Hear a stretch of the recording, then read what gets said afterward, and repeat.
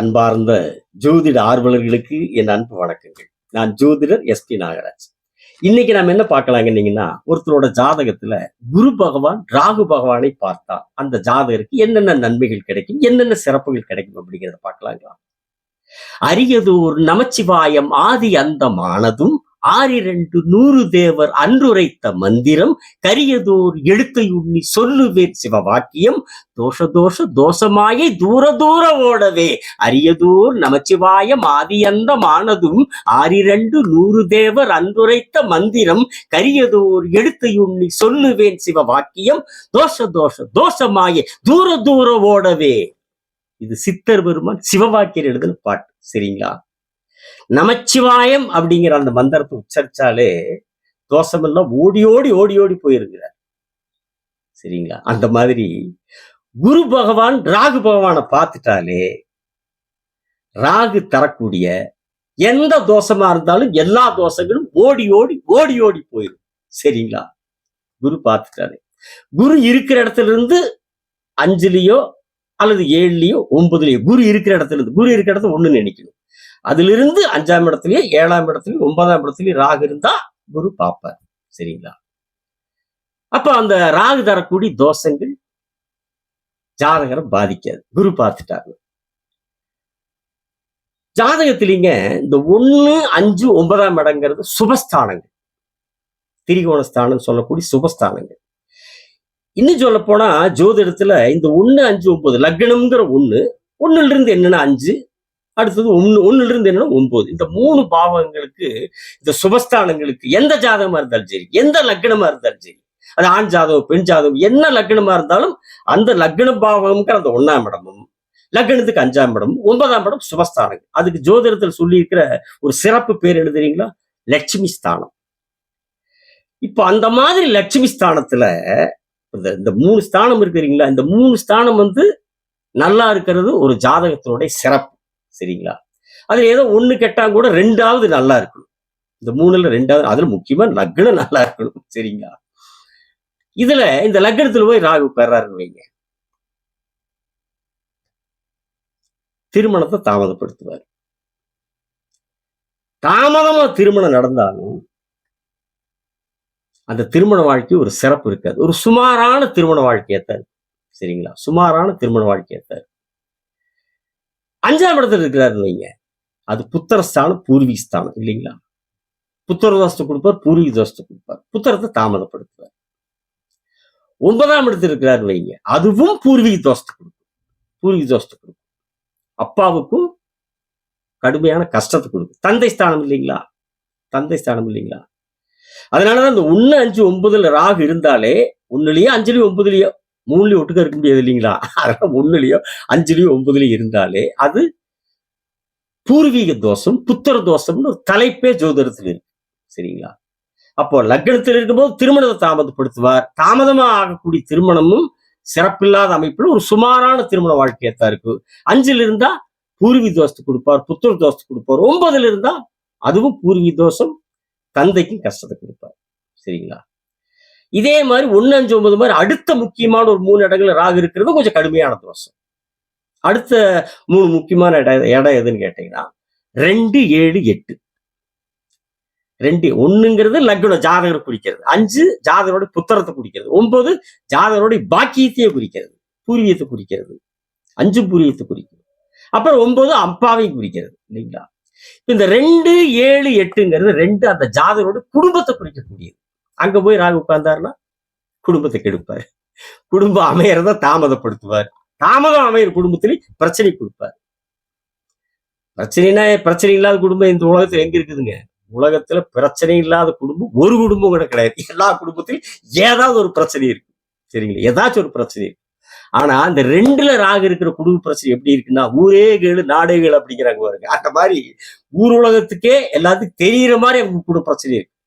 ஊர் உலகத்துக்கே தெரியிற மாதிரி அவங்களுடைய குடும்பத்தோட பிரச்சனைகள் இருக்கு. சரிங்களா?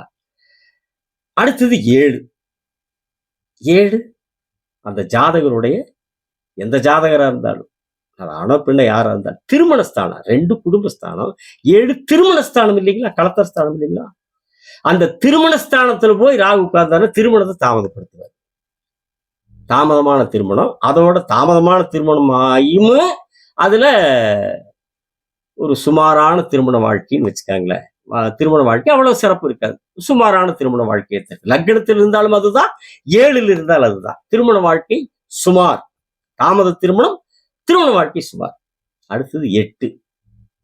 8 எப்பேற்பட்ட ஸ்தானங்க? ஆயுள் ஸ்தானம். எந்த மனிதனா இருந்தாலும் உலகத்துல வாழக்கூடிய எந்த மனிதன் ஆயுள் ஸ்தானத்துல போய் ராகு உட்கார்ந்து எப்படி இருக்குன்னு பாருங்க. அதுல இன்னொன்னு பாருங்க, அந்த 8ஆம் இடங்கிறது வாழ்க்கை துணையினுடைய குடும்பத்தை குறிக்கக்கூடிய பாவகம்.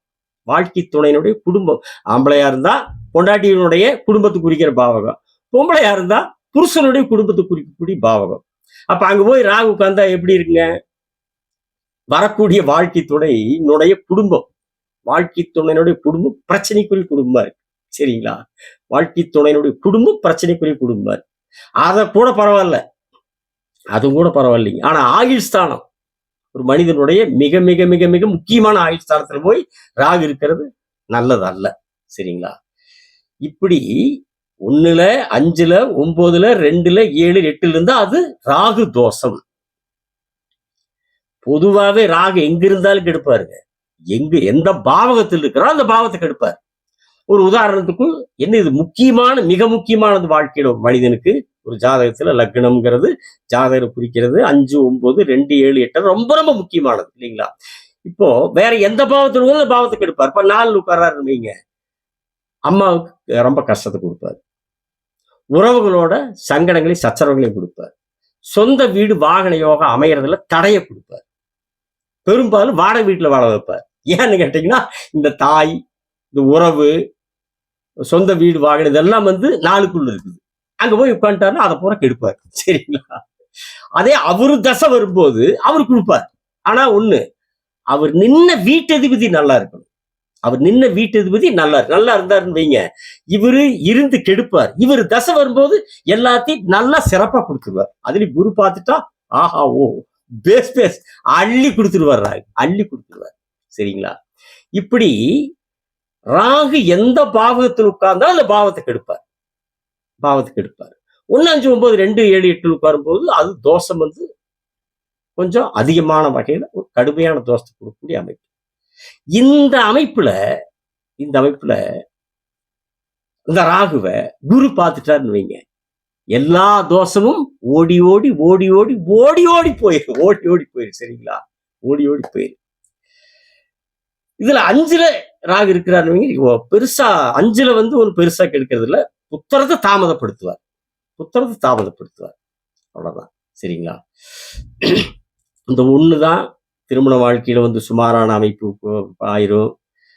9 அப்பாவுக்கு ரொம்ப கஷ்டத்தை கொடுத்துருவாரு. சரிங்களா? 2 குடும்பம், 7 திருமணம், 8 ஆயுள். அதனால இந்த மாதிரி பாவகங்கள்ல இருந்தாலும் சரி, எந்த பாவத்தில் இருந்தாலும் சரி, ராகு தரக்கூடிய எப்பேற்பட்ட தோஷமாக இருந்தாலும் சரி, எவ்வளவு கடுமையான தோஷமா இருந்தாலும் அந்த தோஷம் எல்லாம் குரு பகவான் பார்வை பட்டால் அந்த மகத்துவமான குரு பகவானுடைய அந்த மகத்துவ பார்வை, குரு பகவானுடைய பார்வைக்கு அப்படி ஒரு அற்புதமான மகத்துவத்தை ஆண்டவன் கொடுத்து வச்சிருக்கிறார். சரிங்களா? அந்த மகத்துவமான குரு பார்வை ராகுவின் மீது விழுகிற போது ராகு தரக்கூடிய எல்லா தோஷங்களும் காணாமல் போய்விடும், ஓடி போய்விடும். அதோட அந்த ராகு தசை வந்துச்சுன்னு வைங்க, அள்ளி கொடுத்துரும். ஜம்மு நல்ல பாவத்தில் இருக்குதா, நல்ல பலன்களை அள்ளி கொடுத்துருவார். சரிங்களா? அதோட அந்த ராகுவை குரு பார்க்கிறப்போ, யாருடைய ஜாதகத்துல குரு ராகு பார்க்கிறாரோ அந்த ஜாதகருடைய தந்தை வழி முன்னோர்கள் மிக மிக சிறப்பாக வாழ்ந்திருப்பார்கள். சரிங்களா? அடுத்த காணொளியில் வேறொரு தலைப்பில் உங்களோடு பேசுகிறேன். சப்ஸ்கிரைப் செய்தவர்களுக்கு நன்றி, செய்யாதவர்கள் செய்யுங்கள். வணக்கம், விடைபெறுகிறேன்.